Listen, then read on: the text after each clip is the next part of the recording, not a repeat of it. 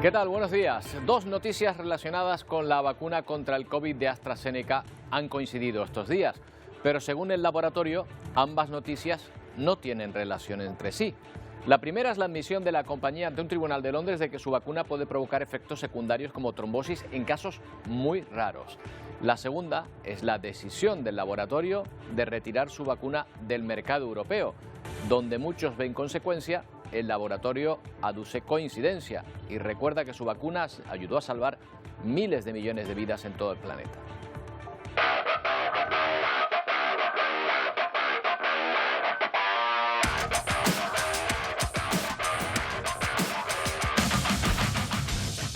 De esta vacuna se inocularon 3.000 millones de dosis en todo el planeta en lo peor de la pandemia, cuando millones de personas morían a diario a consecuencia del virus.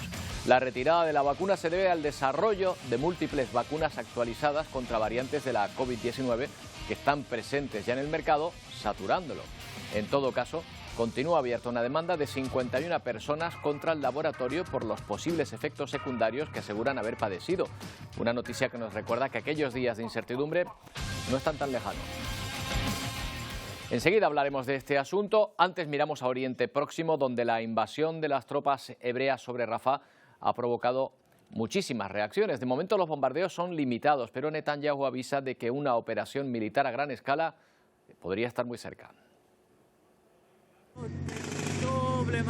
Tras una entrada arrolladora, Israel ya controla todos los pasos fronterizos de la franja. Los blindados avanzan por Rafah y la bandera israelí ondea ya en la ciudad. Minutos antes de la incursión, los soldados hebreos se preparaban para lo que estaba por llegar. La invasión de este enclave vuelve a poner en riesgo la tregua. Jamás presiona para que el gobierno de Netanyahu acepte la propuesta de Egipto y Qatar y advierte: no habrá alto el fuego si continúa la agresión, pero el primer ministro israelí se defiende. La operación militar en Rafah tiene dos objetivos: el retorno de los rehenes y eliminar a los terroristas. La presión internacional va en aumento desde Naciones Unidas. Guterres alerta de que un asalto a la ciudad sería un error estratégico, una calamidad política y una pesadilla humanitaria.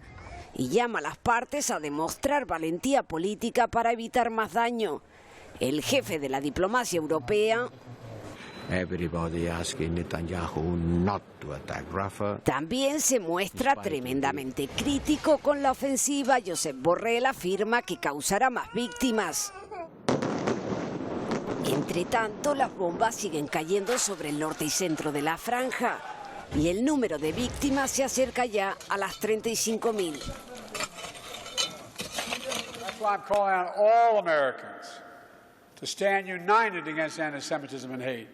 Bueno, la reacción de su gran aliado Estados Unidos llegaba pocas horas después de esa invasión. El presidente estadounidense Joe Biden aprovechó su presencia en un acto en memoria de las víctimas del Holocausto para condenar el antisemitismo y reafirmar su compromiso férreo con Israel.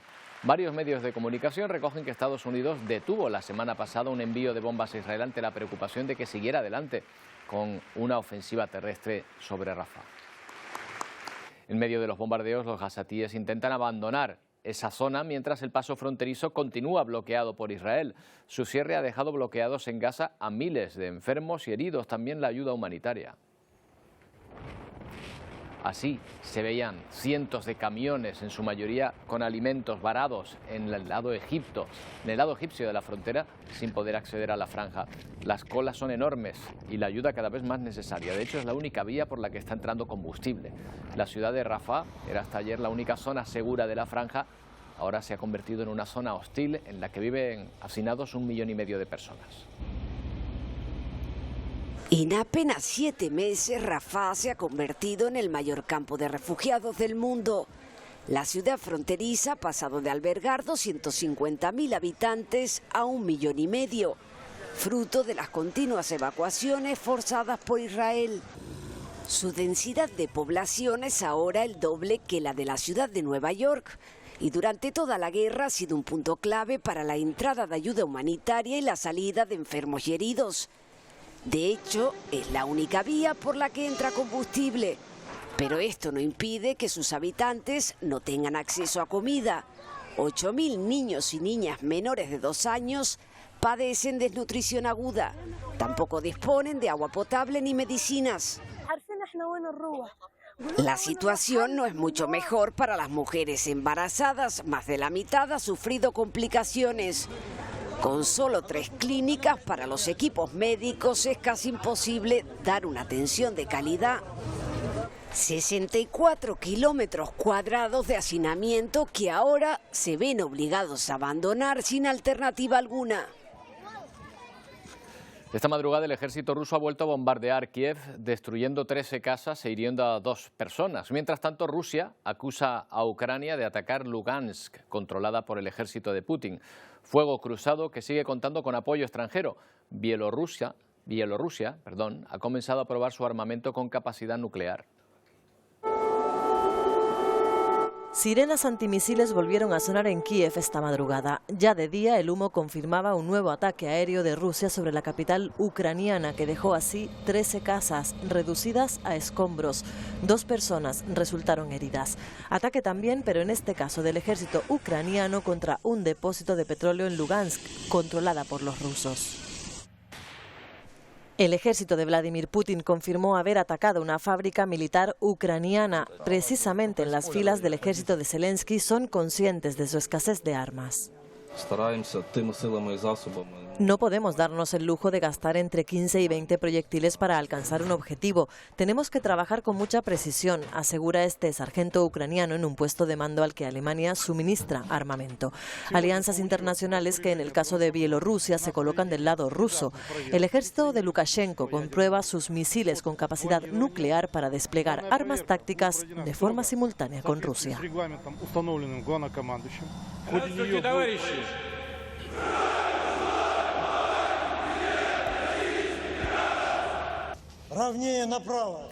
Con un saludo a las tropas que le responden deseándole salud, comenzó el primer acto de Vladimir Putin tras jurar nuevamente como presidente de Rusia, pasando revista a las tropas.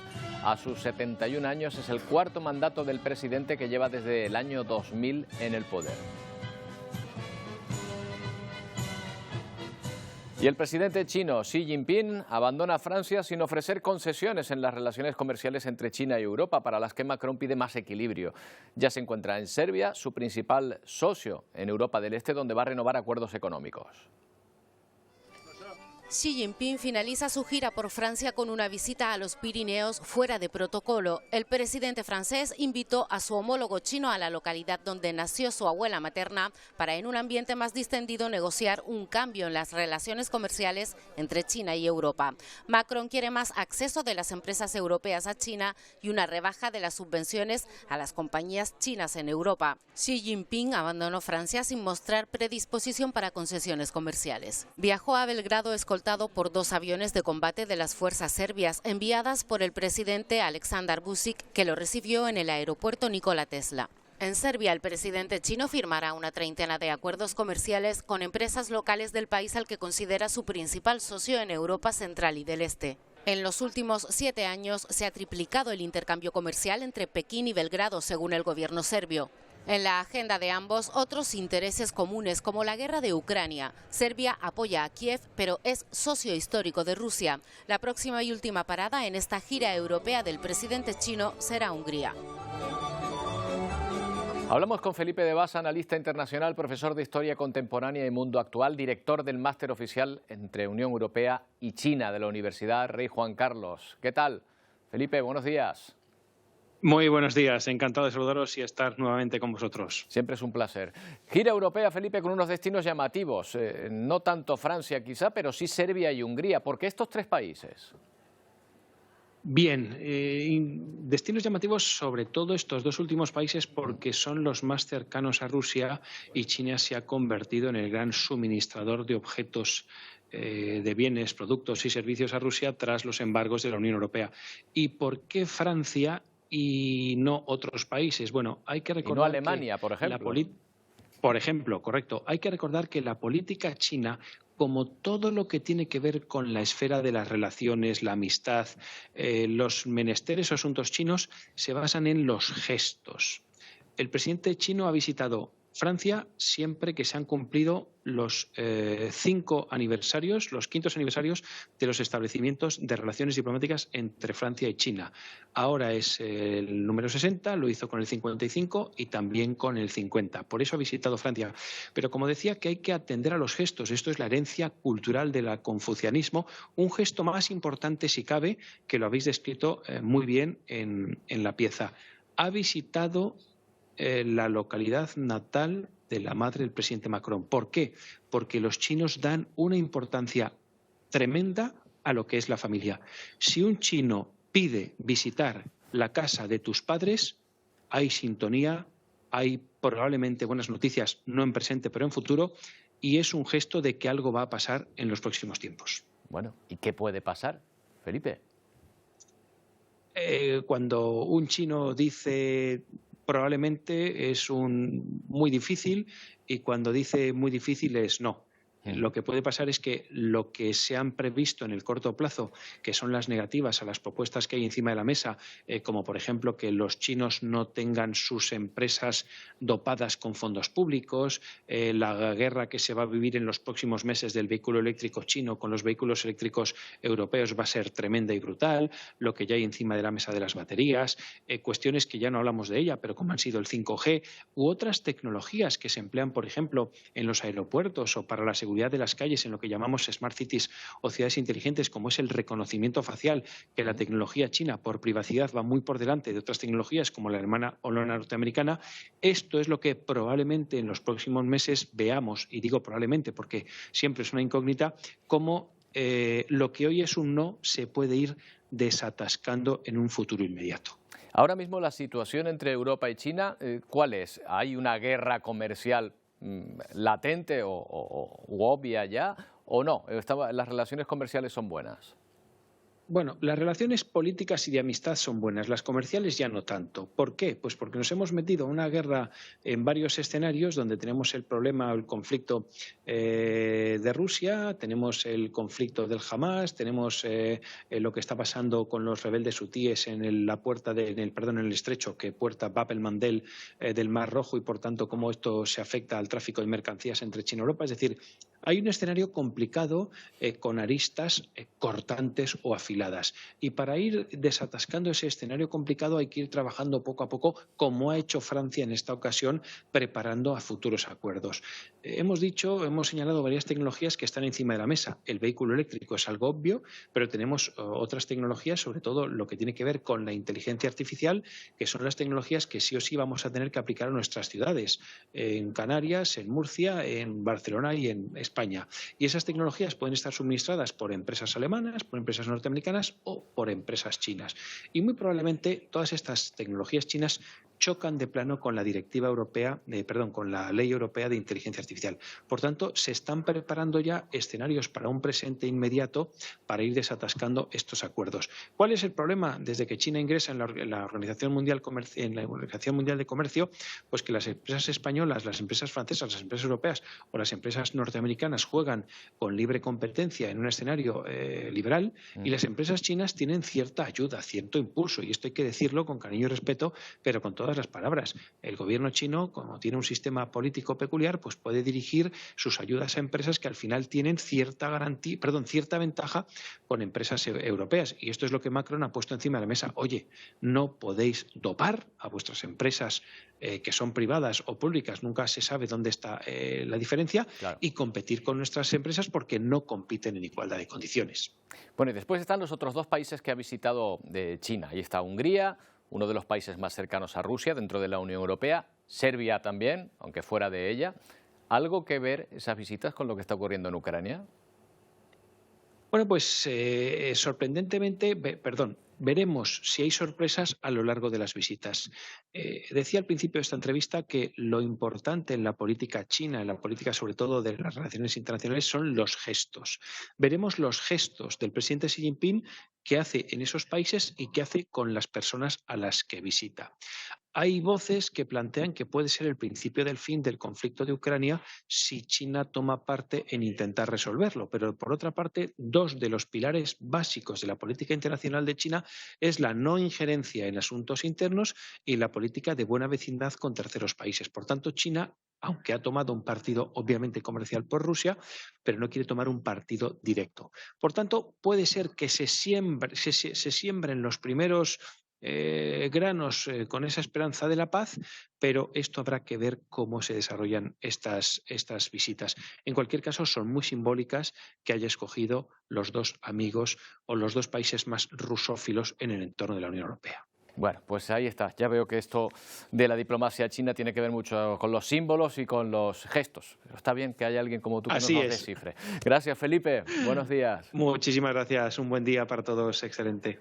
Bueno, en el juicio contra Donald Trump, la última en declarar ha sido Stormy Daniels, la actriz a la que supuestamente el expresidente pagó para que no contara un encuentro sexual que hubiera podido perjudicar su campaña electoral en el año 2016. Daniels ha relatado la relación extramatrimonial con Trump y cómo el abogado del expresidente le pagó más de 120.000 euros por su silencio. Otro de los juicios pendientes de Trump, el de los papeles clasificados que almacenó en su mansión de Florida tras abandonar la Casa Blanca, ha sido aplazado sin fecha y es poco probable que comience antes de la campaña de las presidenciales. En Guatemala se celebra la cumbre migratoria a la que asisten cancilleres de 11 estados y representantes de ACNUR. Destaca una ausencia, la de Nicaragua, país que atraviesan miles de personas en su camino hacia Estados Unidos. Precisamente el secretario de Estado norteamericano, Antony Blinken, se reunió con el presidente guatemalteco, muy cerca de este país, Bernardo Arévalo, al que aseguró que su país está redoblando esfuerzos para proteger de la explotación a los trabajadores migrantes. Confirmó también que aplicarán sanciones para quienes favorezcan la migración irregular. Estamos sobre todo ante un fenómeno humano. En Gran Bretaña, un problema técnico en el sistema de control de fronteras ha obligado a cortar la actividad en todos los aeropuertos. El error afectó al control de pasaportes y las puertas electrónicas, lo que provocó, ya lo ven, enormes colas en las terminales de Inglaterra y Escocia. No es la primera vez que hay fallos en el sistema automatizado de control de fronteras, originando caos como este en los aeropuertos británicos. Pues volvemos a nuestro país. Hoy el Pleno del Senado va a tratar, entre otros temas, la destitución del fiscal general del Estado, el día después de que se conocieran dos decisiones judiciales contra él, Silvia Mascareño. Esto ha llevado a la oposición a pedir su cese.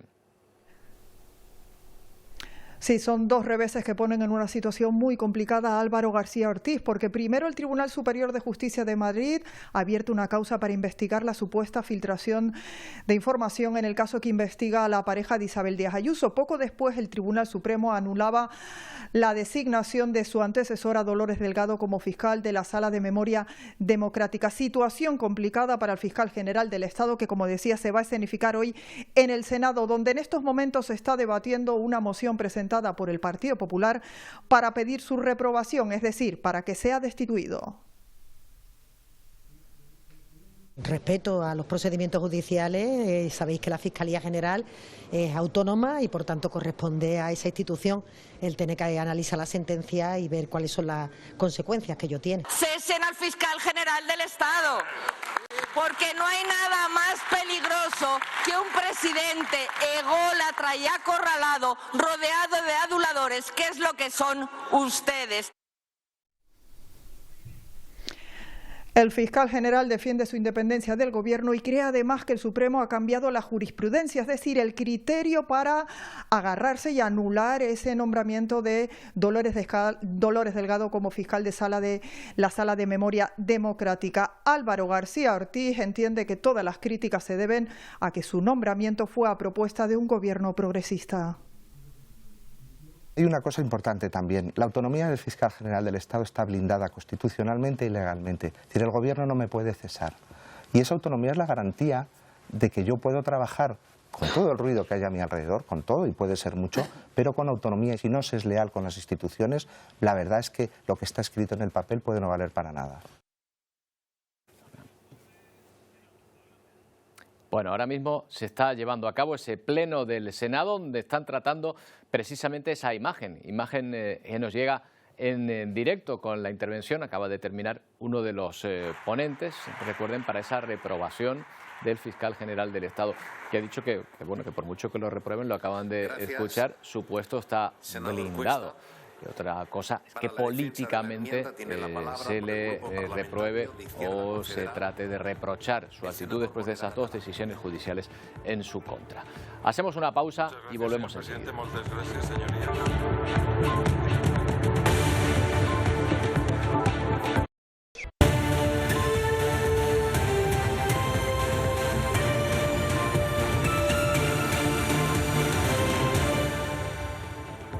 Nos fijamos hoy en el asunto que nos lleva a pensar en los españoles que tienen problemas de salud durante sus estancias en el extranjero. Saben que hay una familia canaria que tiene problemas muy graves en México, donde han gastado todos sus ahorros para que les atiendan en el hospital. El gobierno de Canarias intenta ayudarles. Hoy hablaban de este asunto. Asesorando a la familia con apoyo jurídico para que puedan reclamar al seguro la compensación que corresponde por esa situación médica. Bueno, y en eso queremos ahondar, en el papel de los seguros privados, porque no hace mucho otro español, un vasco esta vez, tuvo un problema parecido en Tailandia y al final tuvo que ser repatriado por un avión militar tras meses de estancia en aquel país. También tenía un seguro, pero la familia tuvo que abonar muchísimo dinero por el tratamiento médico. En ambos casos, los seguros de viaje de estas personas no se hicieron cargo.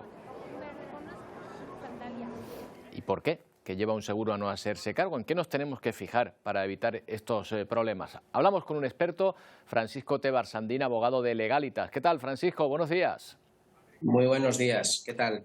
Uno contrata un seguro precisamente para evitar situaciones como la de esta familia. ¿Es habitual que los seguros traten de esquivar sus responsabilidades? Pues más frecuente de lo que nos imaginamos, sí. Sobre todo en los problemas de salud, que son los incidentes más habituales que nos puede ocurrir en un viaje. Claro, ¿y qué se puede hacer en estos casos? ¿Cómo sabemos que nuestro seguro tiene cobertura total? No, cobertura total no va a haber ningún seguro con coberturas ilimitadas. Aquí lo que siempre convendría en la fase precontractual pues es revisar muy bien, no solamente las condiciones particulares, donde podremos ver las sumas, existencia de franquicias, enumerarán las cláusulas limitativas, eso es muy importante, Pero también habría que revisar las condiciones generales para ver los supuestos que están incluidos en cada una de esas garantías, que también es muy importante, no saber lo que está excluido, sino cuáles son los supuestos que están incluidos en la cobertura. No es lo mismo para alguna compañía en sus condicionados el concepto de enfermedad grave que para otros. En algunas pólizas, enfermedad grave aparece definida como aquella que implique una hospitalización y en otras pues puede haber un margen de interpretación mucho más amplio. Entonces es importante acceder a todo lo que es el contrato. El contrato no solamente son las condiciones particulares, son también las condiciones generales. A veces, lamentablemente, en la fase precontractual, los asegurados solamente tienen acceso a un pequeño folleto informativo, claro, que también es uno de los motivos que después puede servir para que prospere una reclamación ante un rechazo de una compañía. Claro, Francisco, la letra pequeña es demasiado pequeña a veces. ¿Qué cláusulas deberíamos mirar con lupa? Nunca mejor dicho. Esencial, comprobar existencia de franquicias, las cláusulas limitativas, ¿vale? Importante también, sobre todo en aquellas coberturas de reembolso, las que consisten de reembolso, demoras, prolongación de estancias. Entonces, ahí sería muy bueno comprobar qué tipo de documentación me van a pedir en un momento dado para poder reembolsarme el gasto en el que yo tengo que, a lo mejor, incurrir en algún momento determinado. Entonces, por regla general, siempre va a haber que justificar los gastos. Pero puede haber alguna otra documentación que sí nos puedan solicitar, o haber justificado el parte de irregularidades, en el caso, pues por ejemplo, de una demora o de una pérdida de maletas, robo, extravío, claro, de equipaje. Esta familia canaria en México, por ejemplo, ha gastado ya, contaban 90.000 euros. Es una barbaridad. El gobierno de Canarias, lo acabamos de escuchar, dice que le está ayudando en el acompañamiento a la hora de reclamar. Luego se podría pedir la devolución de este dinero, aunque de entrada la compañía diga que no. Claro, en el proceso de reclamación efectivamente sí. Es que es cierto, hay países que los costes sanitarios, pues en México, Estados Unidos, suelen ser muy elevados. Ya en cuanto a la suma, probablemente ahí sería conveniente siempre fijar como mínimo unos 300.000 euros, ¿de acuerdo? Pero tanto en países como el que acabo de mencionar, como en el sudeste asiático o en Guinea, conviene efectivamente. En todos aquellos países en los que no podemos utilizar la tarjeta central europea, pues es muy importante valorar la posibilidad de contratar un seguro de viaje o de asistencia sanitaria o unos capitales adecuados, sí. Y revisar, lógicamente, pues eso, las exclusiones. Y sería muy importante siempre, cuando una compañía nos rechaza un siniestro en concreto, es importante que nos digan exactamente cuál es el motivo, la respuesta motivada, saber exactamente cuál es el conflicto. Si es un conflicto que puede resumirse en una controversia jurídica, de interpretación, en este caso a lo mejor posiblemente le hayan alegado persistencia, que es deberse a lo mejor a alguna patología previa al inicio del viaje. Entonces, muchas veces ese tipo de cuestiones se pueden resolver a través de informes periciales, valoradores médicos, o es una cuestión meramente de interpretación de contrato, puro y duro, o controversia jurídica. Claro, puede ser. La solución habría que ver siempre, para mí lo más importante es saber exactamente cuál es el motivo real que la compañía puede invocar para rechazar el pago. Y en función de lo que tengo contratado, claro, el contrato sería básico, es una herramienta esencial, y luego trabajar muchas veces desde el punto de vista técnico, con peritos o controversia jurídica pura y dura. Claro, ¿sabes lo que ocurre, Francisco? Que muchas veces yo creo que cuando vamos a viajar al final miramos el seguro en la última parte, a lo mejor uno que parece bueno, un folleto, un clic, a veces simplemente nos basta. Y claro, no da tiempo a mirar toda esa letra, a mirar toda esa letra pequeña. De entrada, ¿qué debemos desconfiar? ¿De un seguro que sea demasiado barato? ¿De un seguro que tenga una letra pequeña demasiado grande? Me quiero decir, demasiada cantidad de letra pequeña. Todos tienen letra pequeña. A ver, los seguros básicos de viaje pues pueden ser interesantes a lo mejor pues, para ir a Turín, Unión Europea, o para viajar dentro de España. Fuera de la Unión Europea, pues ahí cuanto más completo sea el seguro, pues desde luego es lo más recomendable. Y como mínimo sí, una cobertura de asistencia completa y repatriación. Hay que ponernos a veces en el peor de los casos. Repatriaciones, que son muy costosos. Vamos a ver, en Tailandia me tienen que repatriar en un avión medicalizado y seguramente no baja de 200.000 euros. Ese coste. Entonces conviene efectivamente revisar, en mi opinión, revisarlo. Pero esto pasa en cualquier ramo de aseguramiento. Frecuentemente, a ver, los condicionados suelen ser muy densos y percibo siempre esto. No me lo he leído, ni lo he revisado. A veces lo leen y no lo entienden. Entonces conviene también, pues a lo mejor preguntar, asesorarse previamente. Siempre tienen posibilidades de... Quizás sea lo mejor asesorarse, Francisco, previamente, porque leerse toda esa letra pequeña a veces es muy complicado. Francisco, muchas gracias por habernos ayudado. Buenos días. Pues nada, pues muchas gracias a vosotros. Un saludo. Muchas gracias. Por cierto, que tenemos una última hora sobre los familiares de Juan José María González de Chávez, esta persona que está ingresada grave en México y que espera que pueda mejorar algo su estado de salud para poder regresar, ya sea en vuelo regular o especial, y con ayuda de las autoridades. El Gobierno de Canarias ha informado de que la familia se ha gastado ya en torno a 90.000 euros en ese tratamiento del que estamos hablando. Bien, cambiamos de tema. La farmacéutica anglo-sueca AstraZeneca está retirando su vacuna COVID-19 en todo el mundo. Ya lo ha hecho en Europa. No puede utilizarse en la Unión Europea después de que la empresa retirara voluntariamente su autorización de comercialización. También será retirada próximamente en el Reino Unido y otros países que habían aprobado la vacuna conocida como Vaxzevria. Dice que es porque ya hay vacunas nuevas en el mercado. Más de 3.000 millones de vacunas de AstraZeneca se inocularon durante la pandemia, salvando miles de millones de vidas, probablemente, pero la noticia coincide con el reconocimiento por parte de la compañía de que muy raramente su vacuna puede provocar trombos. Hablamos con Amos García Rojas, médico epidemiólogo. ¿Qué tal, Amos? Buenos días. Muy buenos días, Roberto. Un placer, de verdad, estar con ustedes. El placer es nuestro siempre. Oye, ¿estos dos anuncios son uno consecuencia del otro o, como dice la compañía, pura coincidencia? Mira, es pura coincidencia porque además te subrayo una cosa. En el momento en el que AstraZeneca comunicó a la Unión Europea que por cuestiones comerciales solicitaba su retirada del producto, la Unión Europea fue el 1 de marzo.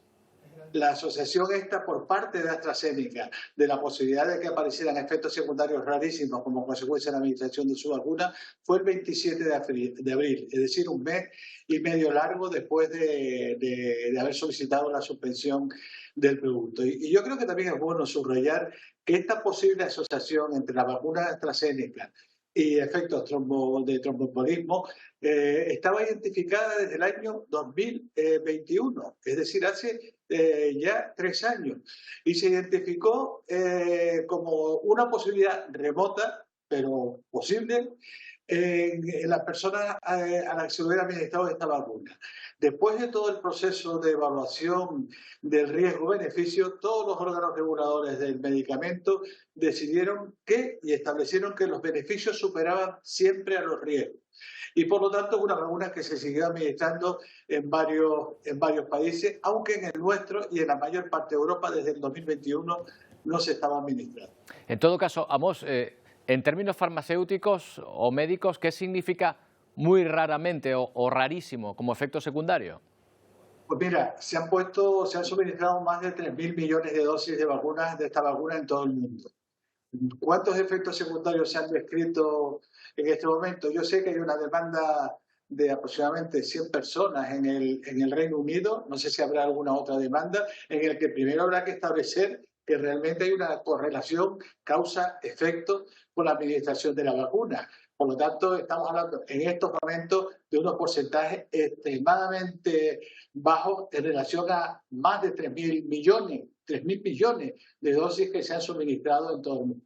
Claro, esto me lleva a preguntarme si, por ejemplo, suministrásemos 3.000 millones de aspirina, que tiene también sus efectos secundarios, probablemente ¿se percibirían más efectos secundarios de ese medicamento? No necesariamente. Todo depende un poco del perfil de las personas que reciben el tratamiento. Los efectos secundarios están ligados también de manera muy importante a un cierto perfil de la persona que va a recibir el producto. Pero me gustaría también recordar algo que creo que es extremadamente importante, Roberto. En la ficha técnica de esta vacuna, en la ficha técnica ya aparecía referenciado esta posibilidad de efectos tromboembólicos de manera bastante esporádica. Ya aparecía referenciado en el 2021. Por lo tanto, no estamos hablando de algo nuevo, estamos hablando de algo que estaba identificado y volver a subrayar que en nuestro país, desde hace 3 años y prácticamente en el resto de Europa, esta vacuna no se estaba administrando. Claro. Igual en el imaginario queda, Amos, esa sensación que tienen muchos de que se asumieron muchos riesgos con estas vacunas, que se fue más permisivo que con otros medicamentos. Yo creo que esto es no reconocer lo que significa el proceso de gestión de una vacuna. Nos olvidamos de los muertos que hubieron con la pandemia. Nos olvidamos de aquellas imágenes de los ataúdes en el Palacio de Hierro en Madrid porque no había espacio en las morgues para almacenar tanto cadáver que había como consecuencia de la COVID. Ese era el riesgo. Ese era el riesgo. Hablemos de esas muertes, millones de muertes de fallecidos como consecuencia del COVID. Frente a eso, la posibilidad de un efecto secundario extremadamente raro, como establecieron los órganos reguladores, significaron que de esos millones y millones de dosis de esta vacuna que se han administrado, por cierto, mi mujer la recibió, de estos millones y millones de dosis de esta vacuna, se han salvado muchísimas vidas y creo que este es el discurso fundamental. Bueno, pues aquí estamos para recordarlo, Amos. Bien, 4 años después volvemos a hablar de este asunto. No ha pasado tanto tiempo, desde luego. Amos, muchas gracias. Nada, siempre es un placer estar con ustedes, Roberto. Un abrazo. Hasta luego, buenas tardes. Bueno, llegan nuestros compañeros de Ponte al Día. Pedro Machín, Wendy Fuentes, ¿qué tal? ¿Cómo va la mañana? Muy buenos días, Hola Roberto, ¿qué tal? Muy buenos días. Pues ya en el meridiano de la semana ya tenemos todo preparado, en el Ecuador, mejor dicho, y ya tenemos todo preparado el contenido. Hoy, 8 de mayo, Día del Cáncer de Ovarios, vamos a hablar de este asunto. Se trata de una enfermedad que afecta a mujeres entre 50 y 75 años de edad. Los expertos recomiendan llevar a cabo revisiones más exhaustivas a partir de los 40 años con el fin de conseguir esta detección precoz. Y seguiremos hablando de la importancia de la salud, de cuidarnos y de tener cierta precaución con algunos alimentos cuando estamos tomando algún medicamento, porque pueden provocar alguna reacción adversa. Muchos de esos fármacos los tomamos con el estómago vacío, otros no, todo depende de los componentes. De todo ello vamos a hablar con nuestra farmacéutica María Jesús Oliver. Hoy además también queremos acercarles la historia de Zoe. Es una niña de tan solo 8 años de edad que tiene neurofibromatosis. Se trata de una enfermedad rara que provoca hipertensión, gliomas en los ojos o déficit de atención. Ella y su familia, ahí la están viendo, han creado unas pulseras solidarias con el fin de visibilizar esta enfermedad y hoy vamos a conocerla. Y muchas veces hablamos en Ponte al Día de este asunto, de que la edad no es impedimento para absolutamente nada, pero hay casos que sí, sobre todo en el mercado laboral, las dificultades que encuentran las personas de más de 50 años para conseguir un puesto de trabajo. Hablamos de esa discriminación que podríamos calificar como edadismo y que penaliza a aquellas personas que atesoran años y también experiencia. Lo vamos a ver con una amplia radiografía de datos, por supuesto, junto a muchísimos asuntos más, ya lo saben, a las 12 en punto, aquí en Ponte al Día. Hasta ahora. Hasta ahora. Bueno, nosotros nos vamos a México, hasta Acapulco, que va a necesitar 16.000 millones de euros y al menos 3 años para recuperarse de los daños del huracán Otis, que arrasó la localidad mexicana hace 6 meses.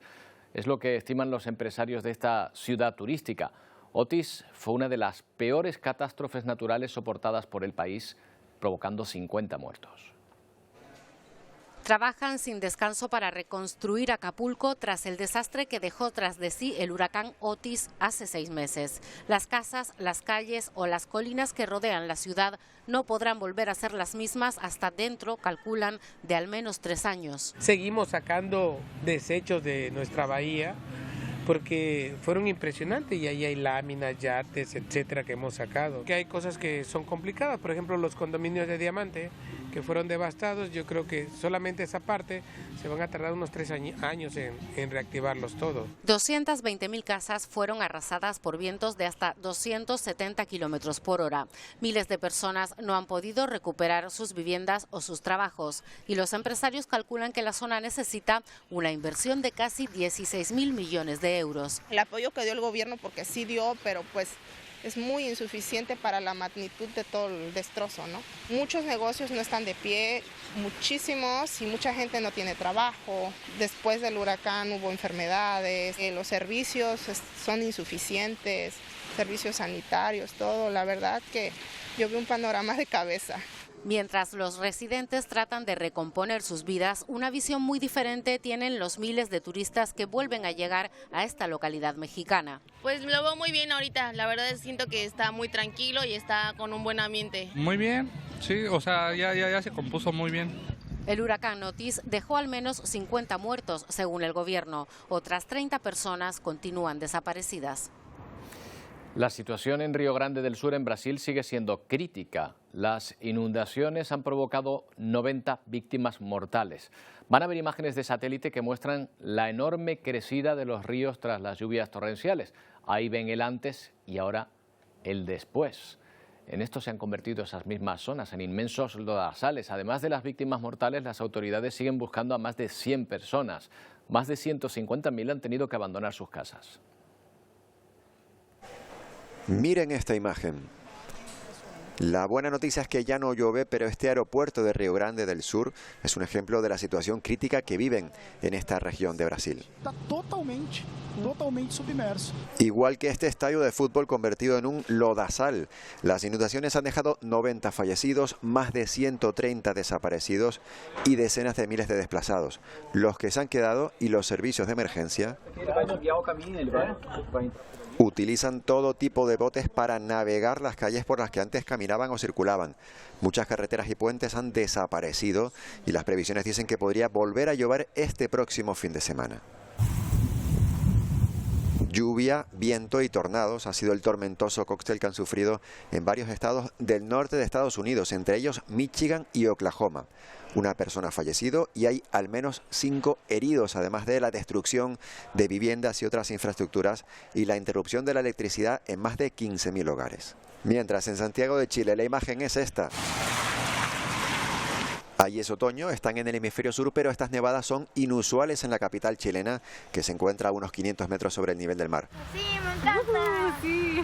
Y a todas estas, el Servicio de Cambio Climático Copérnicus acaba de confirmar que el planeta experimentó el abril más cálido desde que hay registros. Y se extiende una racha de 11 meses consecutivos en los que cada mes fue el más caluroso registrado. La temperatura promedio mundial ya está 1,61 grados por encima del periodo preindustrial. Vamos a fijarnos en el tiempo aquí en las islas. Emilia, el mes de abril ha sido el más caluroso desde que se tienen registros, creo, y mayo lleva el mismo caminar, ¿eh? ¿Qué tal? Buenos días, Roberto. Pues sí, abril la verdad que siguió con esa tendencia, ¿verdad?, de extremadamente cálido y muy seco. Desde que empezó 2024 hemos tenido todos los meses, salvo marzo, que fue normal y húmedo, pero mayo, como tú dices, pues sigue esa misma tendencia porque ya tenemos temperaturas muy cercanas a los 30 grados a esta hora de la mañana. Vamos con la imagen de satélite.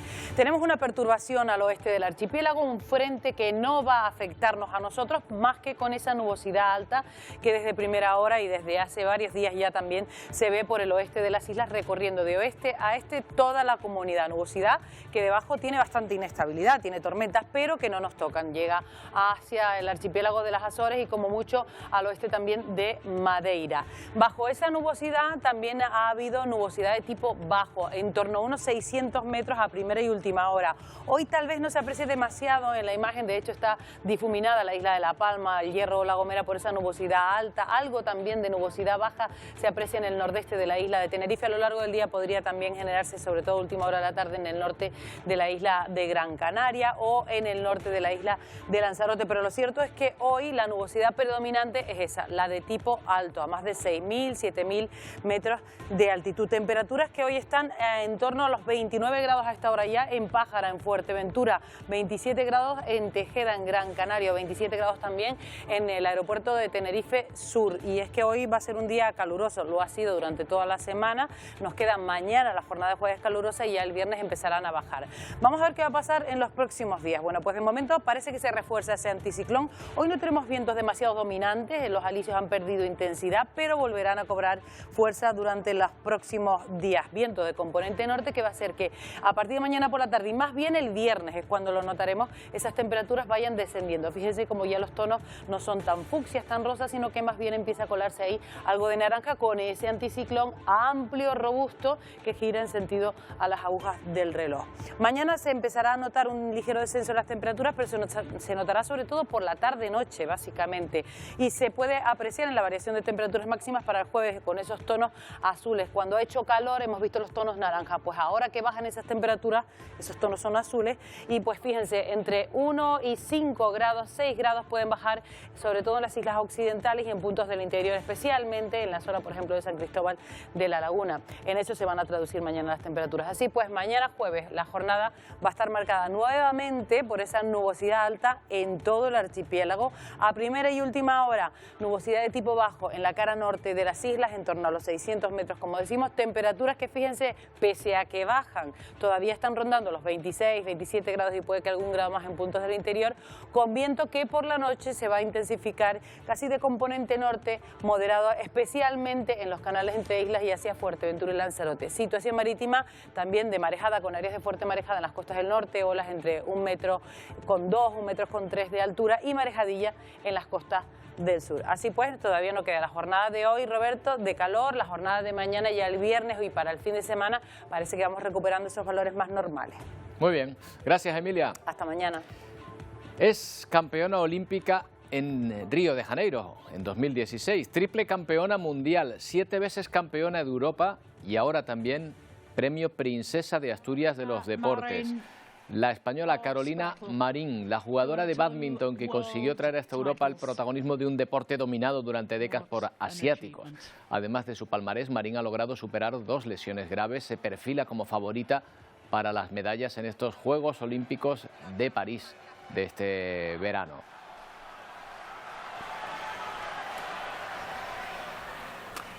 Bueno, pues además de esa felicitación por ese premio Princesa de Asturias, hoy nos vamos a despedir desde Cuba, donde cientos de personas se han reunido para bailar y mostrarse orgullosos de su salsa. Es un orgullo de todo cubano que su baile esté en todo el mundo y nosotros los cubanos seamos los primeros en romper los 2 récords.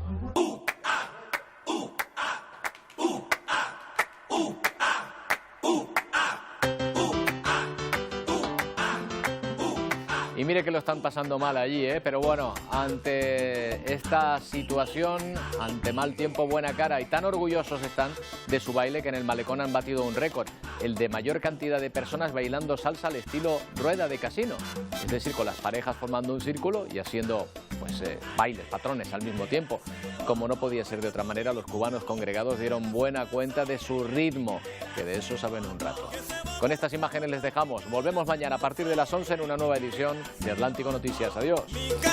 Cuando baila, el bugalú arrebata.